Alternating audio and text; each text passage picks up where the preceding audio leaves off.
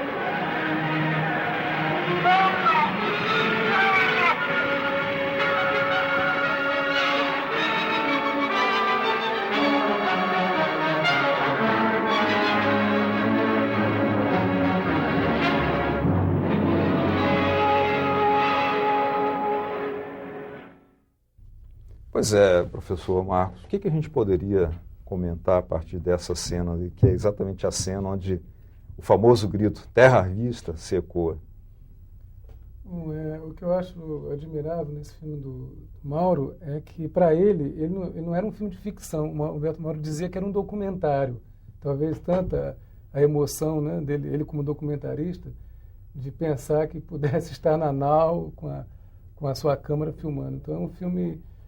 Para Mauro era um documentário, né, sonhado. Foi filmado na Baía de Guanabara, esse épico. Foi o 10º longa-metragem filme da carreira do Humberto Mauro, iniciado em Cataguases, né? Depois ele veio para o Rio de Janeiro a convite de Adhemar Gonzaga, o grande criador da Cinédia, e realizou na Cinédia Ganga Bruta, que foi o maior clássico, talvez um dos maiores clássicos do cinema brasileiro.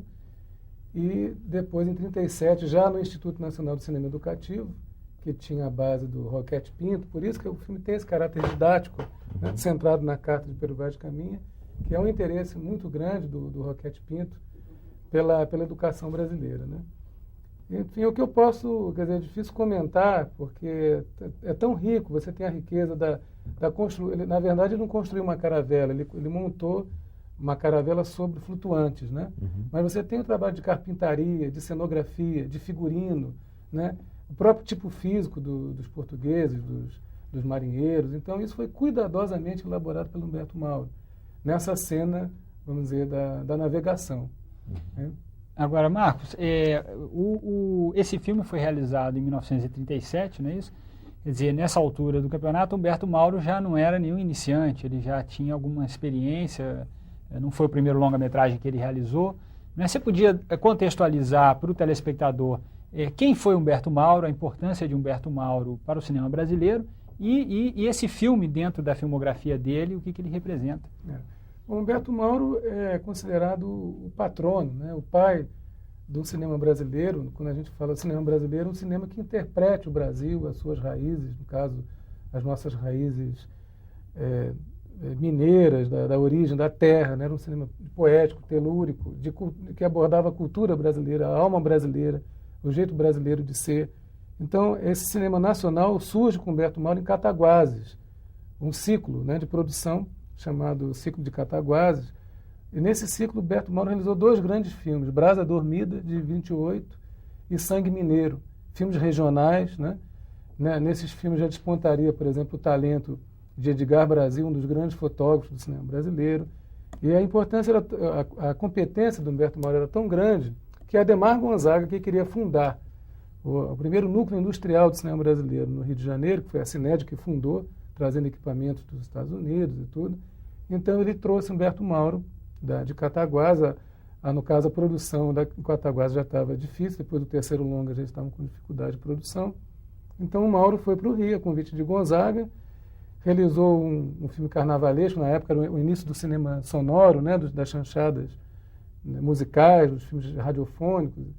E Mauro fez, produzido pela Cined de Adhemar Gonzaga, Ganga Bruta, que é considerado um clássico da história do cinema brasileiro, também ambientado na paisagem do interior brasileiro, onde você sente a vegetação brasileira, a luz brasileira, né?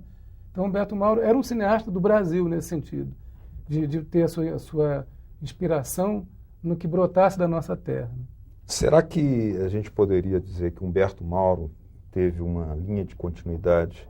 Antes dele, Lima Barreto, que lançou aquele livro Policarpo Quaresma, o que faz a trilha sonora e que continuou depois de Humberto Mauro também, Vila Lobos, né? Trilha sonora desse filme Descobrimento, é um sentido de olhar o Brasil buscando raízes, como você diz, mas também de anunciar aquela famosa busca e conquista da nossa própria identidade nacional? Eu tenho certeza, porque em 1936 foi criado o Instituto Nacional de Cinema Educativo, por volta de 1936, por intermédio de Roquete Pinto, que chamou Humberto Mauro para ser o... Humberto Mauro realizou mais de viagens educativos, né? E algumas séries só sobre cultura brasileira. A série Brasilianas, parodiando as Baquianas, né? Uhum. Então ele realizou a série Brasilianas, onde ele resgata as músicas do folclore, das músicas do povo brasileiro. Cantos de trabalho, cantos de pescador, do barqueiro, do trabalhador na pedra. Então ele resgata esses cantos e produz essa série maravilhosa, poética, né? Alguns seriam até os protótipos dos clipes, né, de hoje, alguns desses filmes de Humberto Mauro. E ele continuaria nessa linha perfeita que você falou, com o filme Canto da Saudade, que foi o último longa dele, onde ele presta uma homenagem à música brasileira, com músicas de Vila Lobos, né? Uhum. E de Guarnieri, e principalmente do autor do Guarani, Carlos Gomes. Uhum. Então é um filme musical maravilhoso. De que ano, mais ou menos? De 50. Foi o último longa de Humberto Mauro, na década de 50, com a figura do sanfoneiro Galdino, né, que é apaixonado por uma camponesa, um amor impossível. E aí Humberto Mauro presta uma homenagem à música popular, à música clássica, à música erudita, à música brasileira, né? Esses filmes estão acessíveis hoje ao público? Olha, esses filmes, eles são o patrimônio de Humberto Mauro, ele é cuidadosamente preservado pelo Centro Técnico Audiovisual da Funarte, no Rio de Janeiro, né? Eu até poderia falar depois sobre isso. Então, O Canto da Saudade, por exemplo, foi lançado em vídeo, assim como o Descobrimento do Brasil, como a série Brasilianas, vídeos populares de divulgação nas escolas, né, nas universidades. Então, felizmente, a obra do Mauro é sociabilizada hoje em dia, né, divulgando assim a cultura brasileira e as nossas raízes. Quer dizer, o caminho para se encontrar a obra do Humberto Mauro é a própria Funarte, no caso, a pessoa... A própria Funarte, através do Centro Técnico Audiovisual do Rio de Janeiro, ligado ao Departamento de Cinema, DECine, é um centro fantástico, eu diria que é um centro de defesa, de produção, de prospecção, de técnica, né, do cinema brasileiro. Ele tem arquivo de matrizes, arquivo de cópias, câmaras, ilhas de edição, moviolas, câmaras 35, 16, enfim. E principalmente a publicação de livros e vídeos. O CTAV, eu acho que ele mereceria até um maior respeito do Ministério da Cultura pelo que ele fez e continua fazendo na produção e na divulgação do cinema brasileiro, principalmente do cinema documentário cultural e educativo. Marcos, nós vamos agora passar para uma outra cena, que é a cena, inclusive, muito comentada num artigo, numa crônica, que o Graciliano Ramos fez, comentando o Descobrimento do Brasil, o filme Descobrimento do Brasil, que é uma cena que tem aquela famosa dança. Nós vamos a esse trechinho e depois vamos pedir os seus comentários também. Vamos lá.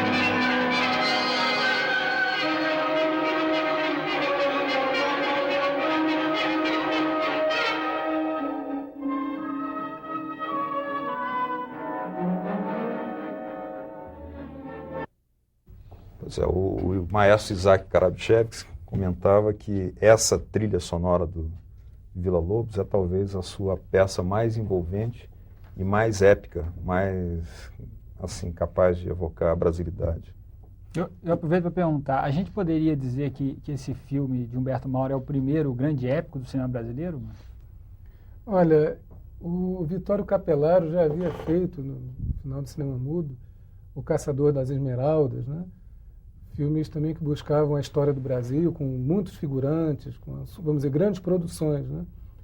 Mas nessa década de 30, certamente foi o primeiro marco, vamos dizer, de um cinema de muitos figurantes, de um épico, grandioso, com uma música grandiosa de Villa-Lobos, que compôs especialmente para esse filme, né? Foi um filme caro, custou caro, foi produzido pelo Instituto do Cacau da Bahia, com o Ministério da Educação e Cultura. Então, o Mauro, na verdade, ele era mais um cineasta poético do que um épico, né? Talvez a herança maior do épico veio com Glauber Rocha no Cinema Novo. Mas Glauber também se banhou muito de Humberto Mauro. Eu acho que a bandeira era Humberto Mauro, a matriz era Humberto Mauro, né? E no caso, Villa-Lobos também. Agora, a produção desse filme é interessante, que ela não foi um projeto original do Humberto Mauro. Era um projeto, na época, os cineastas brasileiros tentavam se desenvolver, sobreviver, através de filmes institucionais, chamadas cavações, que começaram nos anos 20 e perdurou nos anos 30, de acordo com o pesquisador Hernani Heffner, do Museu de Arte Moderna, que houve um decreto do governo Vargas autorizando a exibição de filmes brasileiros no cinema. Então, os produtores começaram a produzir curtas. E chegaram para o Estudo do Cacau, que tinha dinheiro, para produzir 5 curtas sobre o cacau. Uhum. O primeiro bloco seria a grandeza, o descobrimento do Brasil, seria o primeiro bloco. O diretor não pôde, que seria o Lulu de Barros, que estava empregado na Cinédia, não pôde, então chamaram Humberto Mauro, que era o mais competente, né, que existia na época, com condições de tocar um filme maior. Então Humberto Mauro já puxou, vamos dizer, a brasa para esse lado mais educativo, já a influência do Roquete Pinto, né? E esse curta gerou, então, esse longa e ganhou, vamos dizer, saiu de um lado mais didático para se transformar num épico, vamos dizer, quase que um documentário sobre o descobrimento do Brasil, né? E a dança ali dos índios, naquela cena? Sim, aí eu acho que já mostra mais o talento do Mauro enquanto cineasta, né? O cineasta da paisagem, sabia enquadrar maravilhosamente a paisagem brasileira, a composição do quadro, naquela cena que vocês viram da praia, filmado de cima, né? Filmada na Baía de Guanabara, quem diria, né? Uma ilha perto da ilha de Paquetá. Limpinho. Ainda com natureza, né? Então, o talento dele de enquadrar várias pessoas, né? Ele faz o campo, filmando lá de cima, o contracampo, quando os índios fecham um círculo, né? E eu tenho quase certeza que essa dança deve ter sido estudada pelo Roquete Pinto, que era antropólogo. Então, devia ter um estudo também, vamos dizer, dos rituais indígenas da época. Então, você tem o enquadramento, a composição do quadro e o trabalho do Villa-Lobos, que a gente não pode deixar também de ver, que eu acho que dá essa grandiosidade do homem brasileiro, né? O índio, como, no caso, os colonizadores seriam neo-brasileiros, né? Na verdade, o homem brasileiro já existia há muito tempo antes da descoberta. Marcos, tem uma frase famosa do Humberto Mauro, né, que é como ele definiu o cinema, né, que dizia: cinema é cachoeira, né? Uhum. Como é que você interpreta essa frase no contexto da obra do Humberto Mauro, você destacando aí que ele tinha esse talento para enquadrar a paisagem brasileira? Né? Ele até dizia que se você não estiver bem com o seu assunto, você tem que saber se aproximar, né? Porque até a cachoeira cai diferente, a água já cai diferente. Então ele dizia que cinema é cachoeira no sentido que é movimento, né? O cinema está sempre em movimento, e a poesia em movimento contínuo. Mas nesse sentido também de fluir, né? De fluição da natureza, e que você tem que sentir essa natureza. Porque se você não está sentindo o que você está filmando, se você não ama o que você está filmando, aí a água da cachoeira, a luz vai ser ruim, a água vai cair diferente. Eu acredito muito nessa magia poética, vamos dizer, nos filmes de Humberto Mauro, né? Eu acredito muito, eu acho que o descobrimento, esse momento que a gente viu agora da dança dos índios, da filmagem, eu acho que são poucos os cineastas capazes de filmar uma cena fantástica desse encontro, né? Do colonizador com o povo indígena que habitava aqui.